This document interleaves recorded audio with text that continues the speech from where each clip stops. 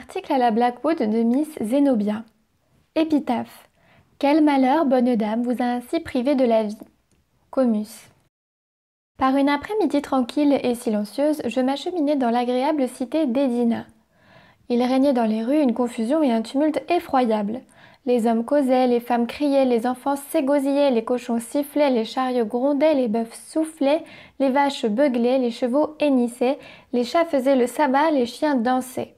Danser. Était-ce donc possible? Oui, danser. Hélas, pensais-je, le temps de danser est passé pour moi. Il n'est plus.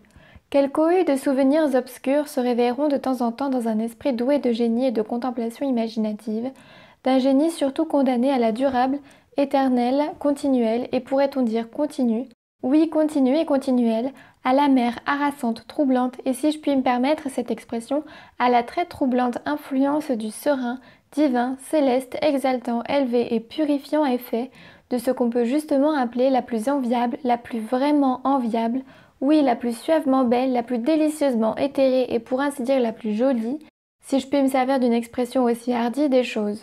Pardonne-moi, gentil lecteur du monde. Mais je me laisse toujours entraîner par mes sentiments. Dans un tel esprit, je le répète, quelles cohues de souvenirs sont remuées par une bagatelle. Les chiens dansaient, et moi, je ne le pouvais pas.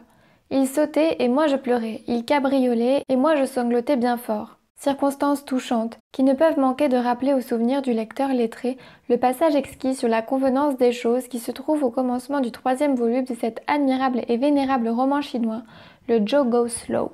Dans ma promenade solitaire à travers la cité, j'ai 2 humbles mais très fidèles compagnons. Diane, ma petite chienne, la plus douce des créatures. Elle avait une touffe de poils qui lui descendait sur un de ses yeux, et un ruban bleu était élégamment attaché autour de son cou. Diane n'avait pas plus de 5 pouces de haut, mais sa tête était presque à elle seule, plus grosse que le reste de son corps, et sa queue coupée tout à fait court donnait à l'intéressant animal un air d'innocence outragée qui la faisait bien venir de tous. Et Pompéi, mon nègre, d'où Pompéi? Pourrais-je t'oublier jamais? J'avais pris le bras de Pompéi. Il avait 3 pieds de haut. J'aime mettre les points sur les i et était âgé de 70 ou peut-être 80 ans. Il avait les jambes cagneuses et était obèse. Sa bouche n'était pas précisément petite, ni ses oreilles courtes. Ses dents toutefois ressemblaient à des perles et ses grands yeux largement ouverts étaient délicieusement blancs. La nature ne lui avait point donné de cou et avait posté ses chevilles, selon l'usage chez cette race, au milieu de la partie supérieure du pied. Il était habillé avec une remarquable simplicité. Il avait pour tout vêtement un col de 9 pouces de haut et un pardessus de drap brun, presque neuf, qui avait autrefois servi au grand, robuste et illustre docteur Moneypenny. C'était un excellent pardessus. Il était bien taillé, il était bien fait, il était presque neuf. Pompéi le relevait de ses 2 mains pour ne pas le laisser traîner dans la boue. Notre société se composait donc de 3 personnes, dont 2 sont déjà connues. Il y en avait une 3e. Cette 3e personne, c'était moi. Je suis la signora Psyché Zenobia. Je ne suis pas Suki Snob. Mon extérieur est imposant. Dans la mémorable occasion dont je parle, j'étais vêtue d'une robe de satin cramoisi et d'un mantelet arabe bleu de ciel. La robe était agrémentée d'agrafes vertes et de 7 gracieux volants de couleur orange. Je formais donc la 3e personne de la société. Il y avait le caniche, il y avait Pompéi, il y avait moi. Nous étions 3. Ainsi, dit-on, il n'y avait originellement que 3 furies. Melty, Nimi et Hetty, la méditation, la mémoire et le violon. Appuyé sur le bras du galant Pompéi et suivi de Diane à distance respectueuse, je descendis l'une des plus populeuses et des plus plaisantes rues d'Edina, alors déserte. Tout à coup se présenta à ma vue une église, une cathédrale gothique, vaste, vénérable, avec un haut clocher qui se perdait dans le ciel. Quelle folie s'empara alors de moi! Pourquoi courus-je au-devant de mon destin? Je fus saisie du désir irrésistible de monter à cette tour vertigineuse et de contempler de là l'immense panorama de la cité. La porte de la cathédrale ouverte semblait m'inviter. Ma destinée l'emporta. J'entrai sous la fatale voûte. Où donc était mon ange gardien, si toutefois il y a de tels anges? Si, monosyllabe troublant. Quel monde de mystères, de science, de doutes, d'incertitudes est contenu dans tes 2 lettres? J'entrai sous la fatale voûte. J'entrai, et sans endommager mes volants couleur orange, je passai sous le portail et pénétrai dans le vestibule. Ainsi, dit-on, l'immense rivière Alfred passa intacte, à sec, sous la mer. Je crus que les escaliers ne finiraient jamais. Ils tournaient, oui, ils tournaient et montaient toujours, si bien que je ne pus m'empêcher d'appeler à mon aide l'ingénieux Pompéi, et je m'appuyai sur son bras avec toute la confiance d'une ancienne affection. Je ne pus m'empêcher de m'imaginer que le dernier échelon de cette éternelle échelle en spirale avait été accidentellement ou peut-être à dessein enlevé. Je m'arrêtai pour respirer et au même moment il se présenta un incident trop important au point de vue moral ainsi qu'au point de vue métaphysique pour être passé sous silence. Il me sembla, j'avais entièrement conscience du fait, non je ne pouvais m'être trompée, j'avais pendant quelques instants soigneusement et anxieusement observé les mouvements de ma Diane. Non, dis-je, je ne pouvais m'être trompée. Diane sentait un rat. Aussitôt j'appelai l'attention de Pompéi sur ce point, et Pompéi fut de mon avis. Il n'y avait plus aucun motif raisonnable de douter. Le rat avait été senti, et senti par Diane. Si elle, pourrais-je jamais oublier l'intense émotion de ce moment? Hélas! Qu'est-ce que l'intelligence t'inventait de l'homme? Le rat, il était là, c'est-à-dire quelque part.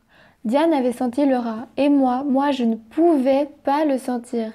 Ainsi, dit-on, l'Isis prussienne a pour quelques personnes un doux et suave parfum, tandis que pour d'autres, elle est complètement sans odeur.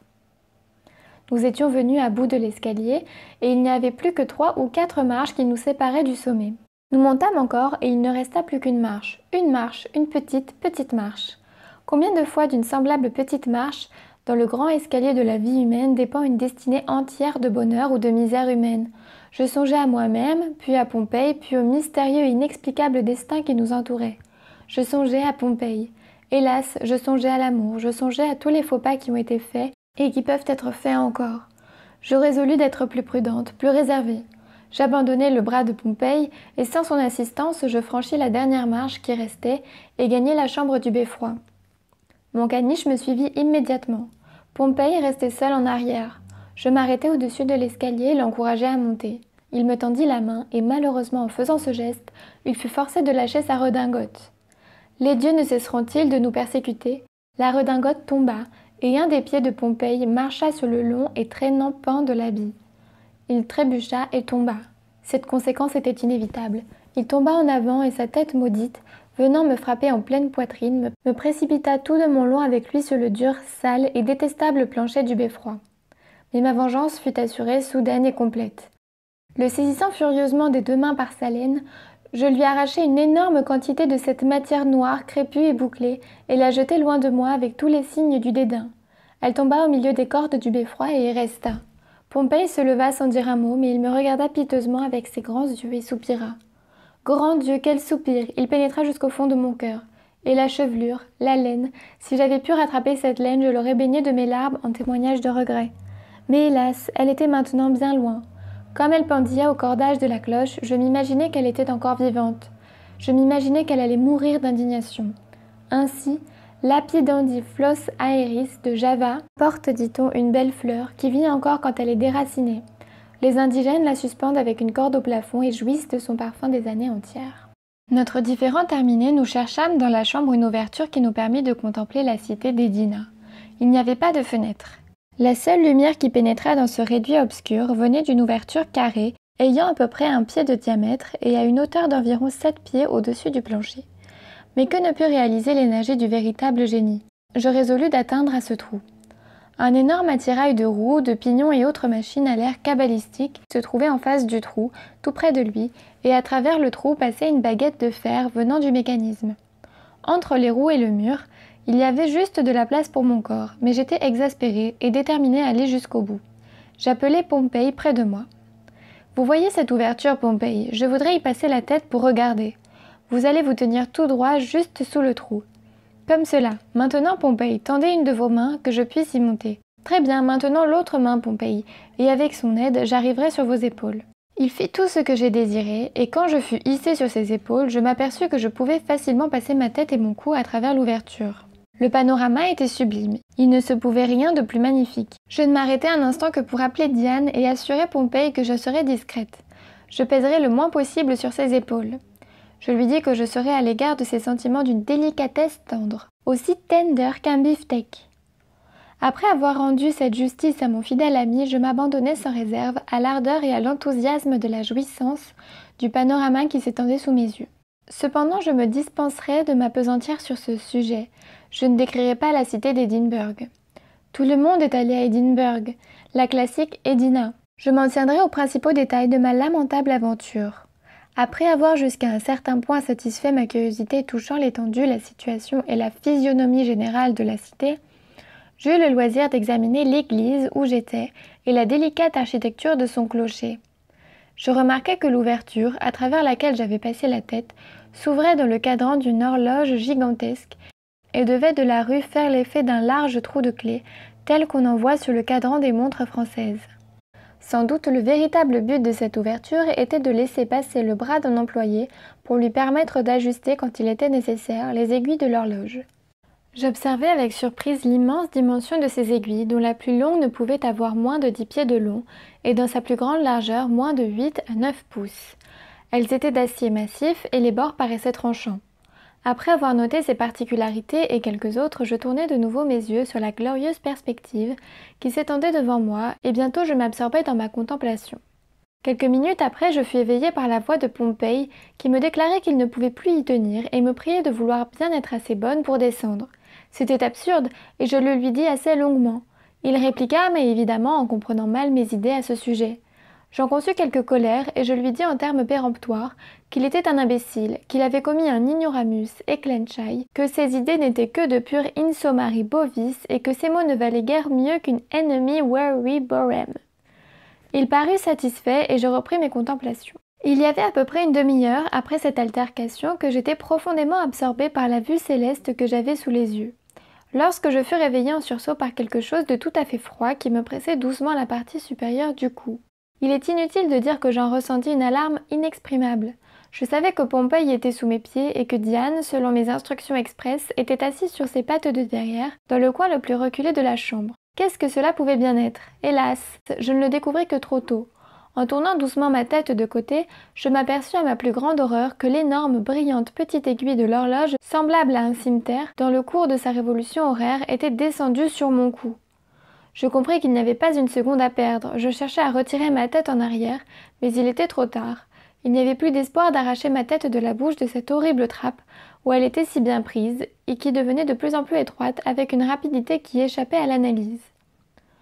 On ne peut se faire une idée de l'agonie d'un pareil moment. J'ai levé les mains et essayé de toutes mes forces de soulever la lourde barre de fer. C'est comme si j'avais essayé de soulever la cathédrale elle-même. Elle descendait, descendait, descendait toujours, de plus en plus serrant. Je criai à Pompey de venir à mon aide, mais il me répondit que je l'avais blessé dans ses sentiments en l'appelant un ignorant et un vieux louche. Je poussai un hurlement à l'adresse de Diane. Elle ne me répondit que par un « bouh, bouh, bouh », ce qui voulait dire que je lui avais recommandé de ne pas bouger de son coin. Je n'avais donc point de secours à attendre de mes associés. En attendant la lourde et terrible faux du temps, je comprenais maintenant la force littérale de cette locution classique, ne s'était point arrêtée et ne paraissait point disposée à s'arrêter dans sa carrière. Elle descendait et descendait toujours.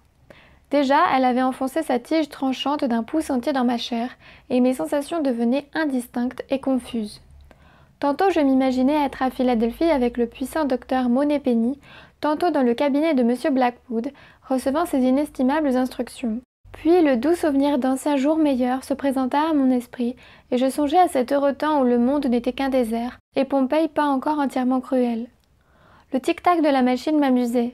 M'amusait, dis-je, car maintenant mes sensations confinaient au bonheur parfait, et les plus insignifiantes circonstances me causaient du plaisir. L'éternel clic-clac, clic-clac, clic-clac de l'horloge était pour mes oreilles la plus mélodieuse musique, à certains instants même me rappelait les délicieux sermons du docteur Holapode. Puis les grands signes du cadran, qu'il semblait intelligent, comme il faisait penser. Les voilà qui dansent le mazurka, et c'est le signe V qui la danse à ma plus grande satisfaction. C'est évidemment une dame de grande distinction. Elle n'a rien de nos éhontés, rien d'indélicat dans ses mouvements. Elle faisait la pirouette à merveille, tournant en rond sur sa tête. J'essayai de lui tendre un siège, voyant qu'elle était fatiguée de ses exercices, et ce ne fut qu'en ce moment que je sentis pleinement ma lamentable situation. Lamentable en vérité. La barre était entrée de 2 pouces dans mon cou. J'étais arrivée à un sentiment de douleur exquise. J'appelai la mort, et dans ce moment d'agonie, je ne pus m'empêcher de répéter les vers exquis du poète Miguel de Cervantes. Vani buren tan escondida, queri non te senti veni, porc and pleasure deli mori, nomi torni darni vidi. Un nouveau sujet d'horreur se présenta alors à moi. Une horreur suffisante pour faire frissonner les nerfs les plus solides. Mes yeux, sous la cruelle passion de la machine, sortaient littéralement de leurs orbites. Comme je songeais au moyen de m'en tirer sans eux, l'un se mit à tomber hors de ma tête et, roulant sur la pente escarpée du clocher, alla se loger dans la gouttière qui courait le long des bords de l'édifice. Mais la perte de cet œil ne me fit pas autant d'effet que l'air insolent d'indépendance et de mépris avec lequel il me regarda une fois parti. Il était là, gisant dans la gouttière, précisément sous mon nez, et les airs qu'il se donnait auraient été risibles s'ils n'avaient pas été révoltants. On n'avait jamais rien vu d'aussi miroitant ni d'aussi clignotant. Cette attitude de la part de mon œil, dans la gouttière, n'était pas seulement irritante par son insolence manifeste et sa honteuse ingratitude, mais elle était encore excessivement inconvenante au point de vue de la sympathie qui doit toujours exister entre les deux yeux de la même tête, quelque séparés qu'ils soient. Je me vis forcée, bon gré mal gré, de froncer les sourcils et de clignoter en parfait concert avec cet œil scélérat qui gisait juste sous mon nez. Je fus bientôt soulagée par la fuite de mon autre œil. Il prit en tombant la même direction, c'était peut-être un plan concerté que son camarade. Tous deux roulèrent ensemble de la gouttière et en vérité je fus enchantée d'être débarrassée d'eux. La barre était entrée maintenant de 4 pouces et demi dans mon cou, et il n'y avait plus qu'un petit lambeau de peau à couper. Mes sensations furent alors celles d'un bonheur complet, car je sentis que dans 5 minutes au plus, je serais délivrée de ma désagréable situation. Je ne fus pas tout à fait déçue dans cette attente. Juste à 5h25 de l'après-midi, l'énorme aiguille avait accompli la partie de sa terrible révolution suffisante pour couper le peu qui restait de mon cou. Je ne fus pas fâchée de voir la tête qui m'avait occasionné un si grand embarras se séparer enfin de mon corps. Elle roula d'abord le long de la paroi du clocher, puis alla se loger pendant quelques secondes dans la gouttière et enfin fit un plongeon dans le milieu de la rue. J'avouerai candidement que les sensations que j'éprouvais alors revêtirent le caractère le plus singulier, ou plutôt le plus mystérieux, le plus inquiétant, le plus incompréhensible. Mes sens se changeaient de place à chaque instant. Quand j'avais ma tête, tantôt je m'imaginais que cette tête était moi, la vraie Signora Psyché Zenobia, tantôt j'étais convaincue que c'était le corps qui formait ma propre identité.